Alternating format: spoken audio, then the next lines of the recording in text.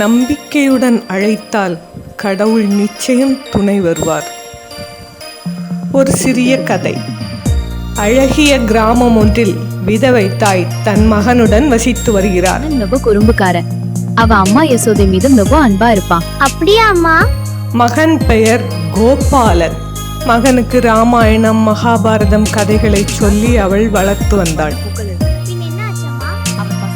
மகன் கோபாலனும் தைரியமான புத்திசாலியான மகனாக வளர்ந்து வந்தான். அவள் தன் கணவனுக்கு காணிக்கையாக அளிக்கப்பட்டிருந்த ஒரு சிறிய நன்சை நிலத்தின் மூலம் வாழ்க்கையை நடத்தி வந்தாள். அவள் கோபாலகிருஷ்ணனை பேரன்புடன் வழிபட்டு வந்தாள். அருமறை முதல்வனை ஆழி மாயனை கருமுகில் வண்ணனை கமல கண்ணனை திருமகள் தலைவனை தேவதேவள். நோன்பு இருந்தாள். யாருக்கும் தீங்கு நினைக்காமல் தூய்மையான உள்ளத்துடன் வாழ்ந்து வந்தாள். இந்நிலையில் அவளது மகன் சிறுவன் கோபாலனை பள்ளிக்கு அனுப்பும் காலம் வந்தது. அவள் கோபாலனை பள்ளிக்கு அனுப்பினாள். ஆனால் பள்ளி மிகவும் தொலைவில் இருந்தது. அங்கு செல்லும் வழி அடர்ந்த காட்டுப்பாதை. இருப்பினும் சிறுவன் தைரியமாக பள்ளிக்கு சென்றான். ஆசிரியர் சொல்லித்தந்த பாடங்களை கவனமாக படித்தான். பள்ளிக்கு செல்வது அவனுக்கு மிகவும் பிடித்திருந்தது. ஆனால் மாலை வீடு திரும்பும் போது காட்டு வழியில் வருவதற்கு பயமாக இருந்தது. அடர்ந்த காட்டுப்பகுதியை தாண்டி கிராமத்திற்குள் வந்ததும் தான் அவனுக்கு நிம்மதியே வந்தது. பள்ளியிலிருந்து திரும்பி வந்து விட்டியா? ஆமாம்மா, நான் வந்துட்டேன். ரொம்ப படிப்பு எப்படி போச்சு?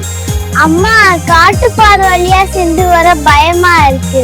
பயப்படாத கண்ணா, அம்மா உன்னோட இருக்கு. காட்டுப்பாதையில் செல்ல பயமாக இருப்பதாக கூறினான். அவனுக்கு தைரியம் கூறினாள் தாயார். அண்ணன் கோபாலன் இருக்கிறான், அவன் உனக்கு துணையாக இருப்பான். எனவே பயப்படாமல் செல். உன் அண்ணன் பெயரும் கோபால் தான். உனக்கு பயமாக இருந்தால் அண்ணா கோபால் அண்ணா என்று கூப்பிடு. அவன் உனக்கு கண்டிப்பாக துணை வருவான். அண்ணன் காட்டில் மாடுகளை மேய்த்து கொண்டிருப்பான். காட்டில் கோபாலன் இருக்கிறான். எனவே நீ பயப்படாதே என்றாள். தாயார் அண்ணனை பற்றி கூறியதால் சிறுவனுக்கு மிகவும் மகிழ்ச்சியாக இருந்தது. காட்டில் அண்ணன் எங்கே இருப்பான் என்று தேடியபடி செல்கிறான். அண்ணா, உன்னை பார்க்கணும், நீ வருவியா? சிறுவனும் கோபால் அண்ணா கோபால் அண்ணா என்று கூப்பிட்டபடி செல்கிறான். அவனது அன்பு குரலை கேட்டதும் காட்டிலிருந்து ஒரு பதில் குரல் வருகிறது. தம்பி, பயப்படாதே, நான் இங்கேதான் இருக்கிறேன். நீ தைரியமாக போ. அண்ணனின் குரலை கேட்டதும் கோபாலன் உற்சாகமடைந்தான். மகிழ்ச்சியாக சென்றான். அன்றிலிருந்து அவன் தினமும் அண்ணனை அழைத்து அந்த குரலை கேட்டதும் தைரியமாக போய் வந்தான். துணையா வந்தா, அதனால எனக்கு பயம் போய்விட்டது அம்மா. வீடு திரும்பியதும் சிறுவன் கோபாலன் தன் தாயிடம் இது பற்றி கூறுகிறான். தாய்க்கோ அளவிலாத பேரானந்தம். மகிழ்ச்சியில் உள்ளம் பூரித்தது. தன் மகனை இறைவன் காப்பாற்றுகிறான் என்று அவள் நம்பினாள்.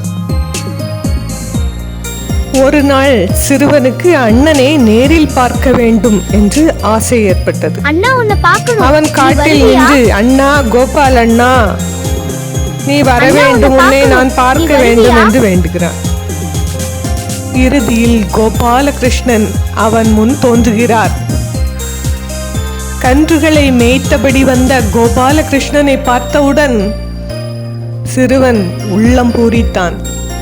இருவரும் பேசினார்கள், விளையாடினார்கள். காட்டு வழியில் சிறுவனுக்கு துணையாக கண்ணனும் சென்றான். தாயார் தினமும் மகனை மகிழ்ச்சியாக பள்ளிக்கு அனுப்பினாள். சிங்கம் போல தைரியமானவனா, அவனுக்கு தைரியமும் உற்சாகமும் ஊட்டினாள். காட்டில் கண்ணன் பசுக்களை மேய்த்தபடி தம்பி கோபாலனுக்கு துணையாக இருந்தார்.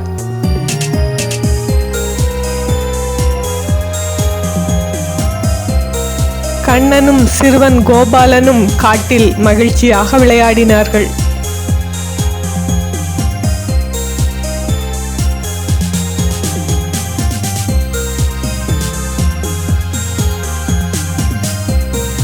அண்ணன் கோபாலகிருஷ்ணனுடனே எப்போதும் இருக்க வேண்டும் என்று சிறுவன் கோபாலன் ஏங்கினான். அவன் உள்ளம் கவர் கள்வன் அல்லவா? தம்பி கோபாலனின் உள்ளத்தையும் கவர்ந்து கொண்டான். குதிரை தாண்டும் விளையாட்டு விளையாடலாமா? சரி, நீ குதி. தினமும் நடப்பவற்றை சிறுவன் தாயிடம் சொல்லுவான். தாயும் மகிழ்ச்சியுடன் அவனை உற்சாகமூட்டுவாள். சிங்கம் போல தைரியமானவனாக, பலசாலியாக, ஒரு தலைவனாக வளர வேண்டும் செல்வி. அதுக்கு பள்ளிக்கு சென்று நல்லா படிக்க வேண்டும்.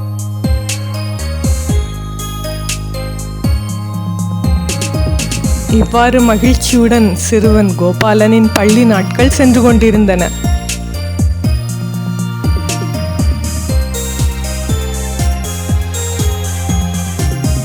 கண்ணா, பிடிக்கலாமா? முயல்களை பிடிக்கவா? ஆம், அவை நம் அருகில் வந்து நிற்கின்றன. நம்மோடு விளையாட விரும்புகின்றன போலும். இந்த முயல்கள் எவ்வளவு அழகா இருக்கே. நம்ம முயல் என்னோட விளையாடலாம். இது மிகவும் மகிழ்ச்சியா உள்ளது. இந்நிலையில் பள்ளி ஆசிரியரின் வீட்டில் ஒரு விழா வந்தது. கோபாலன் தன் தாயிடம், அம்மா, ஆசிரியருக்கு காணிக்கை கொடுக்க என்ன தரலாம் என்று கேட்டான்.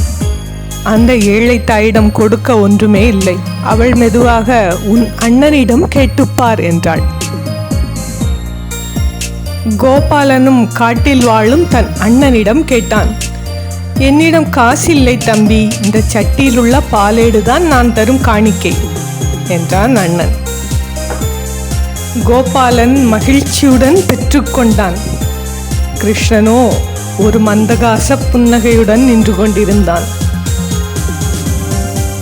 உற்சாகமாக பள்ளிக்கு சென்ற சிறுவன் கோபாலன் தனது காணிக்கையை ஆசிரியரிடம் சமர்ப்பித்தான். ஆசிரியரும் அதை சாதாரணமாக வாங்கிக் கொண்டார். பின்னர் ஒரு பெரிய கலத்தில் அதில் இருந்த பாலேட்டை ஊற்றினார். ஆனால் அதிசயம் நடந்தது. பால் நிறைந்து கொண்டே இருந்தது. மற்றொரு சட்டியில் ஊற்றினார், அதுவும் நிரம்பியது. எவ்வளவு ஊற்றினாலும் அந்த பால் குறையவே இல்லை. இதனால் அதிசயப்பட்ட ஆசிரியர் கோபாலனிடம், இது எங்கிருந்து கிடைத்தது உனக்கு என்று கேட்டார். அவன், காட்டில் என் அண்ணன் இருக்கிறான், அவன்தான் இதை கொடுத்தான் என்றான். உடனே ஆசிரியருக்கு அந்த அண்ணனை பார்க்க வேண்டும் என்ற ஆர்வம் ஏற்பட்டது. இருவரும் காட்டுக்கு புறப்பட்டனர். அங்கு கோபாலன் தன் அண்ணனை கூவி அழைத்தான். அண்ணா, கோபால் அண்ணா. ஆனால் யாருமே வரவில்லை. சிறுவன் மிகவும் வருந்தினான். என்னை எல்லோரும் பொய் சொல்கிறவன் என்று நினைப்பார்கள் என்று அவன் அழ ஆரம்பித்தான். அப்போது காட்டுக்குள் இருந்து ஒரு குரல் ஒலித்தது. கோபாலா, நீயும் உன் தாயும் என்னை அன்பால் ஈர்த்து விட்டீர்கள். ஆனால் உன் ஆசிரியர் என்னை காண இன்னும் நெடுங்காலம் காத்திருக்க வேண்டும். அப்போதுதான் அவர்கள் உணர்ந்தார்கள், அந்த அண்ணன் வேறு யாரும் அல்ல, கோபாலகிருஷ்ணனே. இந்த கதையின் நற்செய்தி, உண்மையான அன்பும் அசைக்க முடியாத நம்பிக்கையும் இருந்தால் கடவுள் நிச்சயம் நம்மை காக்க வருவார். நீங்கள் விரும்பினால் கூட வருவார்.